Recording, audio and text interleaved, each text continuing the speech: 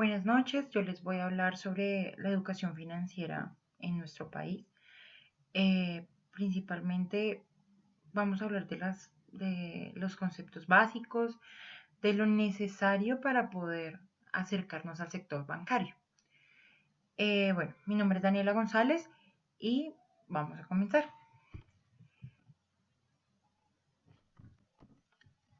La educación financiera en Colombia fue implementada para que cada uno de nosotros como colombianos tuviéramos conocimiento y acercarnos pues al sector financiero, porque uno siempre por lo general por miedo no se acercaba porque de pronto iba a perder la plata, le cobraban más o cosas por el estilo.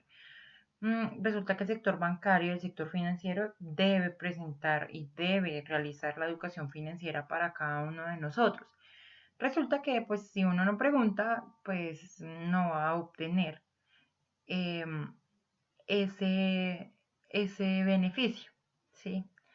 Por eso, nosotros como estudiantes de carreras administrativas y empresariales, tenemos la necesidad de transmitir esa información, de darles a conocer a todos y cada uno cuál es cuál es la importancia de esta educación financiera, de que el sector bancario no es malo, de que el sector financiero no es malo.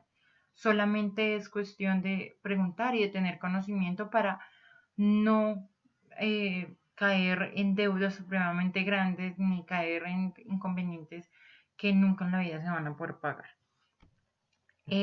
Por eso, pues les agregué un glosario de conceptos básicos y necesarios para absolutamente todos. Sin embargo, pues bueno, les haré envío de este portafolio para que tengan conocimiento pleno de estos conceptos. Bueno, vamos a hablar sobre la banca. La banca como tal es el conjunto de entidades eh, que hacen parte de la economía de nuestro país y pues prestan un servicio financiero. Se clasifica en banca personalizada, que viene siendo la banca especializada para prestar servicios a las personas que tienen un patrimonio elevado pero que no alcanzan a ser empresa y no pueden hacer parte de la banca privada. La banca virtual, que viene siendo la provisión de servicios financieros eh, por medio de las plataformas de Internet, en donde pues se pueden tomar esos servicios financieros como créditos o cuentas de ahorro por medio de las páginas de las páginas especializadas de los bancos o consultar también los formularios y formatos necesarios para poder adquirir esto en las oficinas presencialmente. La bancarización viene siendo los incentivos que motivan al cliente para que pueda adquirir los productos. Entonces, por ejemplo, algo que hemos visto mucho es, por ejemplo, las tarjetas MR del Banco Falabella, que dice que si tú adquieres esta tarjeta te damos un televisor, ¿sí? Son motivaciones y son incentivos que las empresas hacen o que las entidades bancarias hacen con el fin de acercar a sus clientes para que puedan tener una vida crediticia mucho más saludable. La bancarrota viene siendo cuando una persona, sea natural o sea una empresa, tenga ya no tenga una solvencia para pagar sus deudas y adicional pues tampoco tenga la solvencia económica para sostenerse. La banca del segundo piso, que son las instituciones financieras que no van directamente con los usuarios, sino que utilizan intermediarios financieros para poder solicitar esos servicios. Por ejemplo, pues aquí, como se dan cuenta, aquí eh, puse al ICETEX. El ICETEX es una entidad de banca de segundo piso que se enfoca en distintos sectores. Ese es otro plus que tiene la banca del segundo piso, que va enfocado, cada empresa o cada entidad va enfocada a distintos sectores. Digamos, por ejemplo, el ICETEX va al sector educativo, Por ejemplo, el sector agrario tiene sus, sus empresas y sus entidades que se encargan de beneficiar al sector agrario. Por ejemplo, con el ICETEX, para seguir con el mismo ejemplo, el ICETEX lo que hace es poner unas pautas. El estudiante hace la inscripción y la solicitud y el estudio de su deudor. mm, Todo lo hace por medio de la página. Lo único que el estudiante debe hacer es acercarse con los documentos a la universidad que viene siendo el intermediario financiero y la universidad se va a encargar de guiarlo hasta completar la totalidad de información y de documentos, con el fin de que se pueda hacer la solicitud del desembolso y el ICETEX pues lo apruebe. Eso por el lado de la banca. Ahora, continuando con las cuentas bancarias, que vienen siendo los contratos con entidades financieras para registrar balances y movimientos de dinero, se encuentran dos tipos, como son la cuenta corriente y la cuenta de ahorros. La cuenta corriente es una manera de manejar los recursos muchísimo más rápido. Esto por lo general lo utilizan las empresas grandes o las empresas ya constituidas con el fin de que sea mucho más ágil al momento de realizar el giro de las cuentas de nómina, a las cuentas de nómina de cada uno de sus colaboradores, de realizar los pagos a cada uno de los proveedores y su plus adicional viene siendo los sobregiros.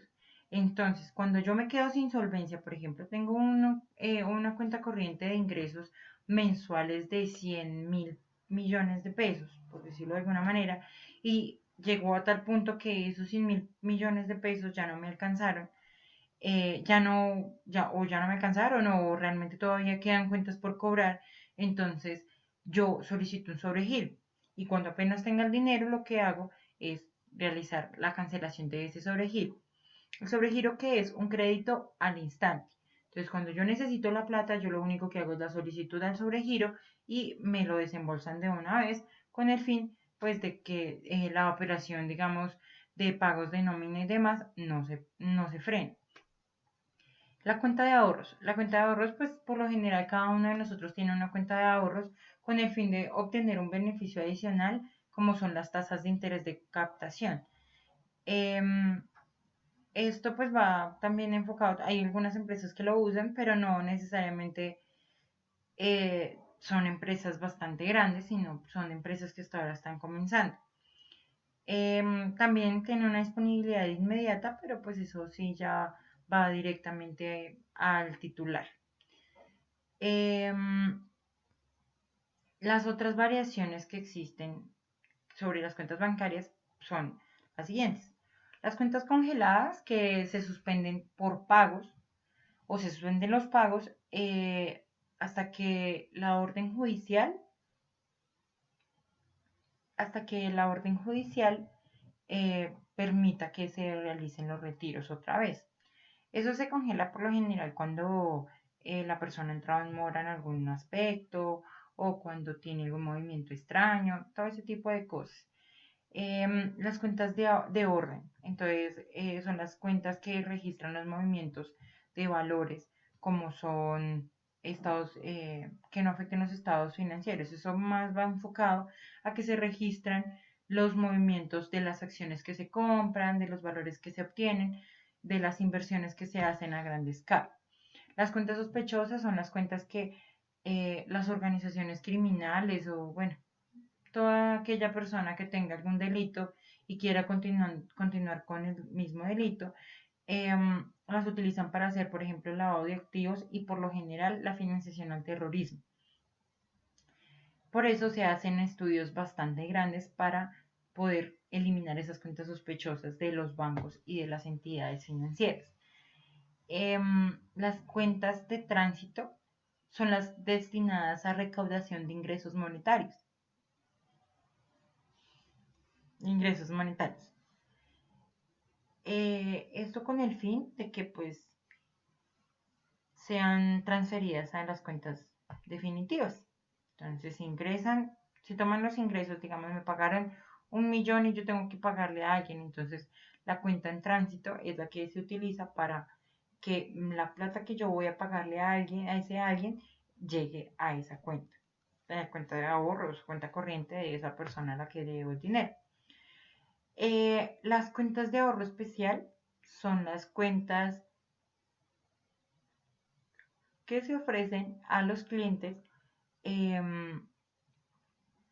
cada vez que ya tengan una cuenta de ahorros. Entonces, por ejemplo, las cuentas de ahorro especial pueden ser las cuentas eh, para la adquisición de vivienda, como vienen siendo las cuentas AFC, que el ahorro va enfocado directamente para la compra de esa vivienda.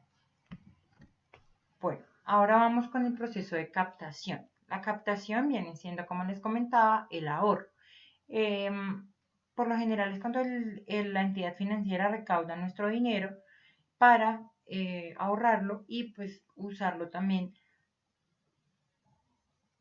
como sus funciones, como para sus funciones como banco. Digamos, al momento de prestar, entonces lo que hacen es tomar nuestro dinero que depositamos como de ahorro y lo que hacen es ponerlo en colocación para el préstamo.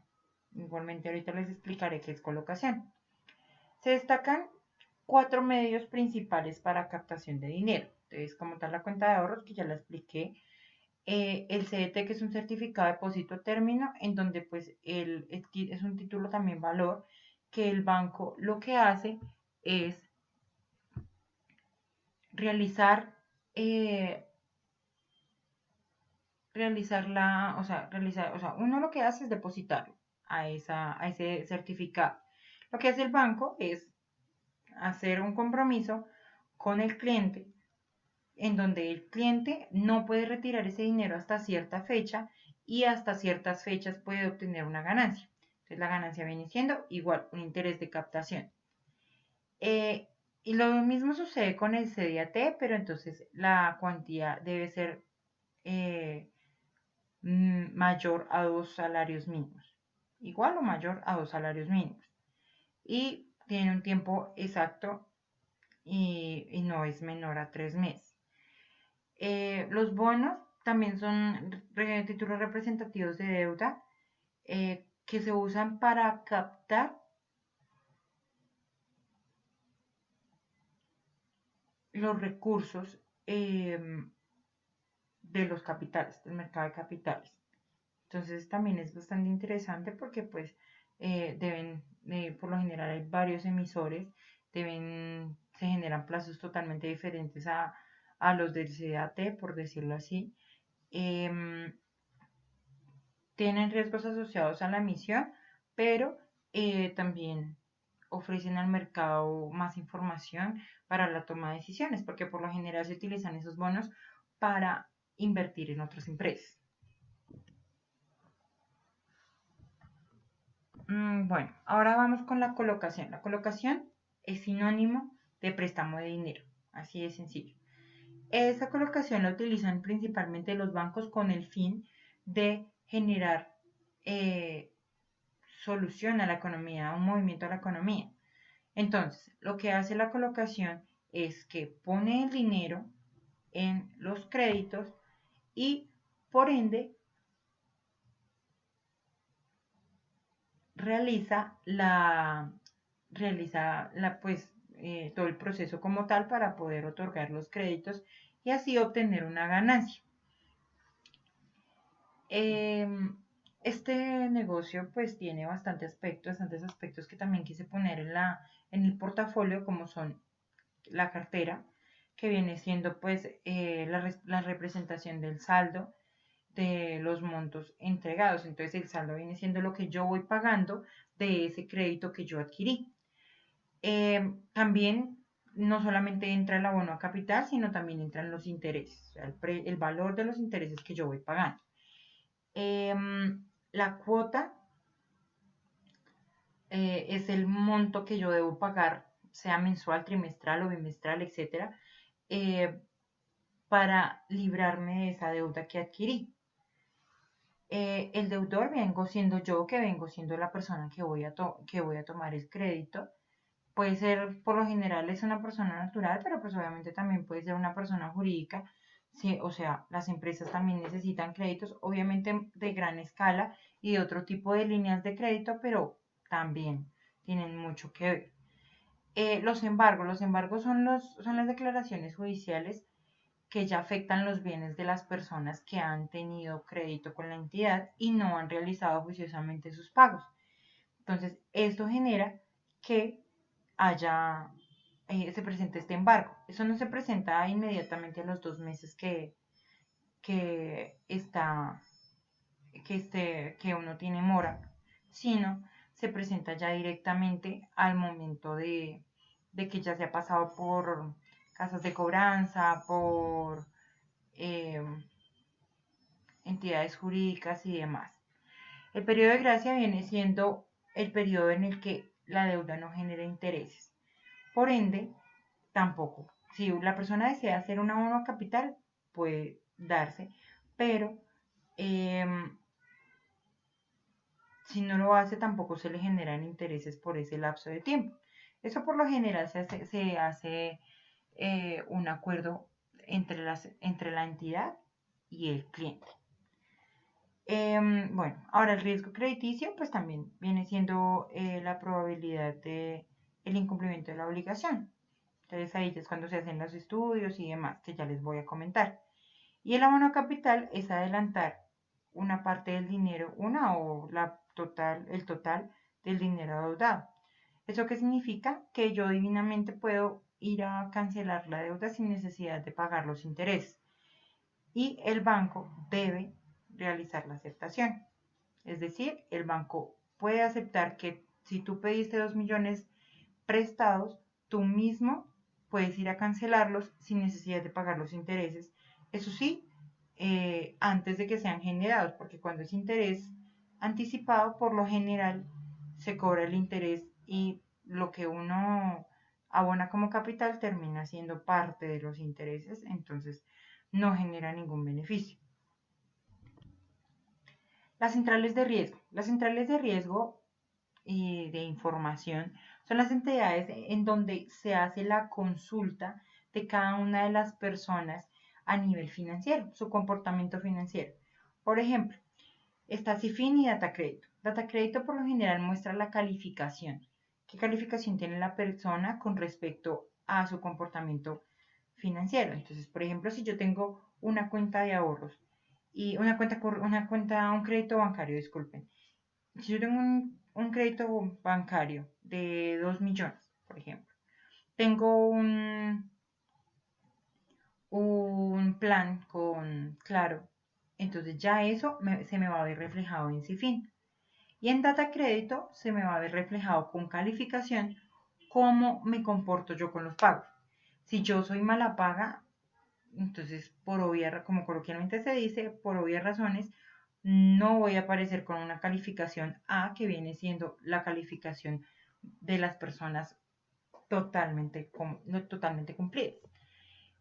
Cuando aparece B, son personas que por algunos motivos y en algunas etapas del tiempo les cuesta realizar el pago de la deuda precisamente porque no cuentan con los ingresos en esas fechas o cosas por el estilo. Y la C viene siendo la calificación de, de las personas que nunca pagan, que ya están reportadas en todo lado y sin embargo no han cancelado las deudas. Bueno, los créditos son las obligaciones que se generan hacia los terceros y que los terceros, o sea, las personas naturales o jurídicas, toman con el fin de solventar alguna de las situaciones que presentan a diario, sea compra de maquinaria, sea compra de materia prima, como sea compra de alguna adquisición para tu hogar, cosas por ese estilo. Existen 5 líneas principales que realmente manejan la mayoría de bancos. Entonces está la tarjeta de crédito, que es el dinero plástico, pero esta vez es prestado y no es del trabajo de cada uno como vendría siendo en la tarjeta de débito, o sea, las cuentas de ahorro. Las libranzas. Los créditos de libranza vienen siendo una especie de mecanismo creado con el fin de que las personas que trabajaran en una entidad en donde se tuviera convenio o no se tuviera convenio, pero se pudiera certificar que era cumplida con su labor, podía solicitar un crédito de libranza para sus distintos aspectos, sea para estudios, sea para trabajo, sea para lo que sea. Eh, Así, lo que hace la libranza es obligar al trabajador a realizar el pago de esa deuda. El crédito hipotecario es no solamente para compra de vivienda, sino también va para la, las mejoras de nuestra vivienda. Entonces también es bastante útil. Los créditos de consumo son préstamos que se le concede a cada uno de nosotros con el fin de que pueda adquirir productos, servicios, en fin, igual pues por lo general cuando uno adquiere un crédito, nosotros debemos realizar y enfocar ese crédito. Y los créditos de vehículo, como bien dice su nombre, los créditos de vehículo van enfocados a la compra de vehículo, sea de segunda, sea tercera, sea de primera. Cualquier crédito de vehículo es válido. Es válido para cuando se trata de los vehículos y el sector automotor. Las garantías. Entonces, tenemos garantías cuando necesitamos respaldar una deuda. Entonces, por lo general, siempre se usa. ¿Qué garantías tenemos? Está la carta de instrucciones, la carta de crédito, el pagaré, eh, el cheque, los codeudores, que vienen siendo los fiadores, las letras, la hipoteca, la pignoración, la prenda. Y entre ellos, bueno, les voy a explicar sobre el cheque, que viene siendo un título de valor que lo utilizan casi todas las personas y se usa más en las cuentas corrientes. También viene siendo pues una especie de solicitud de préstamo o el desembolso de algún crédito. Entonces, por ejemplo, se clasifica en cuatro, como pueden ser los endosados, que vienen siendo los cheques que se ingresan a los bancos sea para consignarlos o sea para transferirlos. Eso sí va correspondiente a cada una de las personas. El cheque cruzado es cuando el tenedor cruza dos líneas paralelas trazadas en el anverso y que solo podrá ser cobrado por un banco. Es cuando se trazan dos líneas paralelas, en donde solamente el banco es el único que tiene permiso para cobrar ese cheque. Los cheques de gerencia se generan de los mismos bancos, en donde somos nosotros quienes diligenciamos esos cheques. Eso por lo general viene ya en talonarios o chequeras que llaman. Esos son los cheques en blanco. Los codeudores son las personas que nos respaldan en la deuda. Entonces, si yo no alcanzo a pagar la totalidad de la deuda y entro en mora, lo que va a hacer el banco es comunicarse con el codeudor, quien va a recibir esa deuda. ¿Listo? La letra es un instrumento que también sirve para cobrar y sirve para pagar.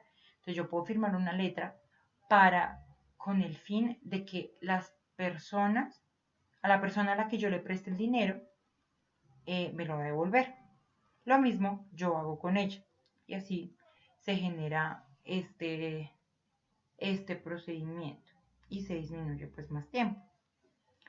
La hipoteca es otra, es otra, es otra garantía y lo que hace es hipotecar el bien inmueble con el fin de que se haga la cancelación completa de la deuda. Bueno, programación, perdón, pignoración. La pignoración viene siendo ya cuando el pago no se ha realizado, se han llamado muchas veces, se ha pasado por jurídica y lo único que ya tienen es en los bancos autorización para poder tomar ese bien. Y la prenda viene siendo para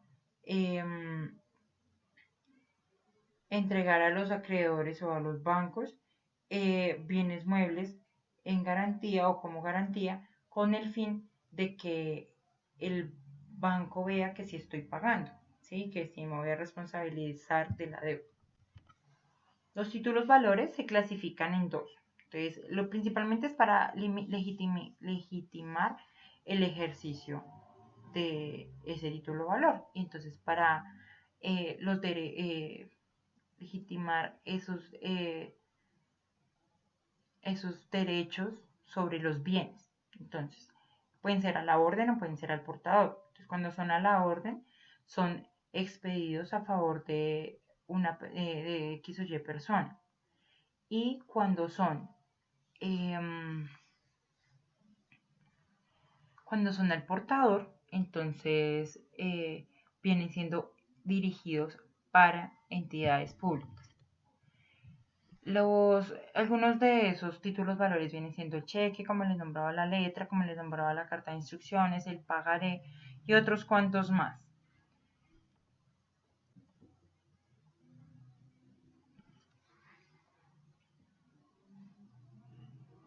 Las compañías prestan un servicio a la comunidad y se clasifican en las financieras, que son las entidades que generan créditos y prestan servicios financieros. Las mercantiles, que vienen siendo las empresas que enfocan su objeto social al comercio. Las multinacionales, que tienen su sede en el país, pero eh, tienen costumbres de otros países. Costumbres y pues formas de trabajar en otros países. Las compañías de financiamiento son las que ayudan a las personas cuando van a adquirir activos que no cumplen eh, o no alcanzan el monto que la persona tiene para realizar el pago. Las compañías de inversión son las administradoras de los excesos de liquidez de los clientes. Entonces, lo que hacen es invertir ese dinero en invertir ese dinero en X o Y cosas, sea fondos, sea acciones, sea sí, infinidad de cosas. Bueno, de la compañía de seguros son las empresas que emiten los seguros para indemnizar X o Y situación. Entonces, también existen los corredores de seguros, que son los intermediarios entre las aseguradoras y sus clientes. Entonces, ellos verifican quién es la persona y adicional verifican que la empresa, la aseguradora, cumpla con los requisitos, lo mismo con el cliente. El reaseguro viene siendo las empresas que se encargan de asegurar a las aseguradoras. ¿Sí? Y los seguros son un producto financiero en donde se cubren los riesgos de las pérdidas materiales, de la integridad de la vida humana, de otros factores de una cantidad de factores que divinamente al momento de indemnizar pueden ser de gran ayuda y pues también de solucionar los inconvenientes que se presentan. Las compañías de pensiones y cesantías son los fondos que se encargan de la administración de recursos que se destinan para las pensiones, no solamente para entidades públicas, sino también para entidades privadas. Eso por un lado. Bueno, y también quería hablarles sobre las compañías de administración de recursos, que son las que se encargan de administrar todos y cada uno de los bienes de X o Y persona. Y listo. Eso por un lado. Los movimientos de las tarjetas y de las cuentas bancarias o de las cuentas bancarias se generan tres movimientos, los más conocidos, como son las transacciones con tarjeta, que son cuando uno paga alguna compra, cuando uno consulta un saldo, cuando hacemos un retiro. Bueno, los retiros van aparte, pero estas transacciones son generalmente para compras y para pagos supremamente urgentes. Las consignaciones es cuando yo paso mi dinero a una cuenta, sea tarjeta de crédito, pues en el caso de pagar la tarjeta de crédito o para pagar el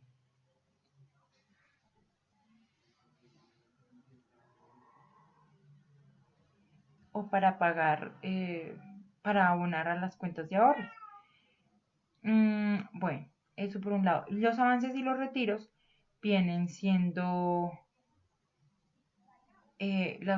las introducciones de las tarjetas a los cajeros y si no, pues llenando el talonario. Y lo que hacen es em, generar y descargar o pues darle a la persona ese dinero que necesita. Los avances son los retiros que se hacen en tarjetas de crédito y los retiros vienen siendo los que se hacen de cuentas de ahorros. Eso por lo general se utiliza cuando pues uno tiene dinero en su cuenta y necesita el dinero. También hay unas cooperativas. Estas cooperativas lo que se encargan son de guiar y de controlar eh, a las personas que se unen a las empresas democráticamente controladas o cuando, digamos, por ejemplo, si conocemos a las llamadas cadenas, esas cadenas lo que hacen es hacer lo mismo que las cooperativas, lo único es que las cooperativas vigilan que todo dinero sea de, de enfoques legales, no sea de enfoques ilegales porque pues efectivamente se presentarían bastantes inconvenientes. Las cooperativas entonces se dividen en dos. Pueden ser cerradas o cooperativas de ahorro y crédito. Cuando son cerradas, entonces van enfocadas a personas de gremios y de distintos gremios. Entonces, por ejemplo, si se tiene una cooperativa cerrada solamente para efecto del gremio de taxistas, por ejemplo. Entonces, eso es una cooperativa cerrada. Pero también se tienen las cooperativas de ahorro y crédito, en donde cualquier persona puede ir a solicitar un servicio de crédito o un servicio de ahorro y genera una utilidad y genera un control. Las tasas, entonces, se dividen en varias, en la de DTF, en las tasas de interés efectivo, fijo, flotante y nominal, en las tasas de interés, en las tasas de interés de mora, en las tasas de interés fija, en las tasas de interés variable, en el IPC y el VR. Muchos créditos se enfocan en el IPC, por ejemplo, el ICETEX se vincula en el IPC, eh, y en el VR se enfocan más que todos los créditos y las empresas que otorgan créditos de vivienda. Entonces, bueno, el VR principal. Eh, y ya, eso ha sido todo por esta capacitación. Espero que les haya gustado. Espero me comenten dudas, inquietudes y demás con el fin de que pues no tengan ningún inconveniente. Sin embargo, les voy a explicar más sobre las distintas tasas en donde, bueno, por ejemplo, la DTF se calcula semanalmente, no se puede calcular unos días más, unos días menos, porque variaría muchísimo más la toma de nuevas decisiones, como son créditos y demás. Las tasas en mora son las tasas o las tasas de interés de mora son las tasas que se utilizan para cobrar la mora de las personas endeudadas. Las tasas de interés fija son las que desde el inicio de un periodo se calcula y se dice sí, esta es la tasa de interés que yo voy a tomar siempre y cuando mantenga el crédito. La variable varía, como su nombre lo dice, varía bastante del primer periodo al último. ¿Eso qué significa? Que efectivamente va a variar y nos va a cambiar el valor de nuestras cuotas prácticamente casi todos los meses. El IPC es el índice de precios del consumidor y se realizan las variaciones de los precios de una canasta familiar. O sea, es la base con la que se puede hacer las variaciones de los precios de las canastas familiares. El VR es una entidad de valor real y es una unidad de valor real y consiste en indicar la verificación del índice de precios del consumidor. Entonces, gracias al VR sabemos si sí está bien o no está bien la tasa del VR y la recolección de datos del IPC. Listo, eso ha sido todo por el día de hoy. Espero igualmente, como les digo, cualquier pregunta, cualquier inquietud, absolutamente todo, estaré supremamente pendiente. Y sin embargo, aquí les envío los links de la información de donde la saqué. Listo, agradezco su atención y que tengan una excelente noche.